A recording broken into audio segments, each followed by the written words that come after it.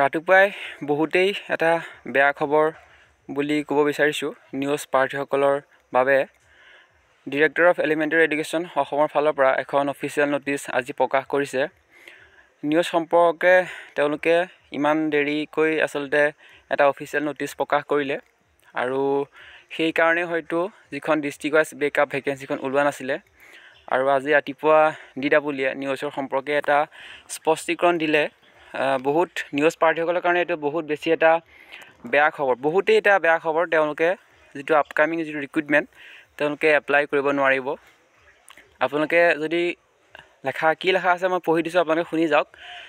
The advertisement were prepared and publish in compliance with the order pass by the honourable Supreme Court of India date 28/11/2023 in civil appeals arising out of ইমান number were it is state that the qualification of 18-month diploma in elementary education DLED acquired from National Institution of Open School is no longer a valid qualification to be eligible for fresh recruitment to the post of teacher.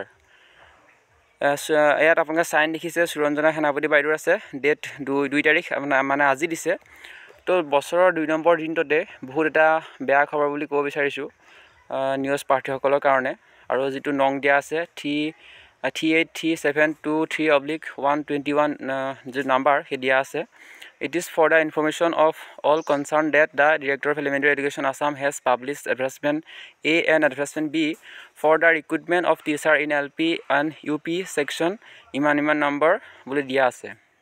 তো বহুত এটা বেয়া খবৰ, supreme কোৰ্টৰ order follow' কৰিলে ইতিমধ্যে DWয়ে। কি ক'ম, বহুত এটা দুখৰ বিষয়। আমি আৰম্ভণিৰ পৰাই নিউজৰ প্ৰাৰ্থীসকলক আমি ছাপোৰ্ট কৰি আহিছিলোঁ আৰু আমি টীম পঠিয়াইছিলোঁ DWৰ সৈতে কথা পাতিবৰ কাৰণে নিউজ সম্পৰ্কে, তেওঁলোকৰ কাৰণে কিবা কৰি দিব পাৰে নেকি। কিন্তু শেষত গৈ আমি একো কৰিব নোৱাৰিলোঁ নিউজ প্ৰাৰ্থীসকলৰ কাৰণে। যিখন অফিচিয়েল লেটাৰ পাব্লিছ কৰিলে সেই পাব্লিছখনৰ পৰা এইটোৱে ক'ব পাৰি যে যি এপ্লাই চলিব সেই এপ্লাইত নিউজ প্ৰাৰ্থীসকলে এপ্লাই কৰিব নোৱাৰিব। বহুত বেছি এটা বেয়া খবৰ। আমাৰ আচলতে ভিডিঅ'টো প্ৰকাশ কৰিবৰ কাৰণে যেন মন যোৱা নাই, এনেকুৱা এটা অনুভৱ হৈছে। যি কি নহওক, অফিচিয়েল বাতৰিৰ কাৰণে আপোনালোকৰ মাজত প্ৰকাশ কৰিলোঁ, সিমানে আৰু।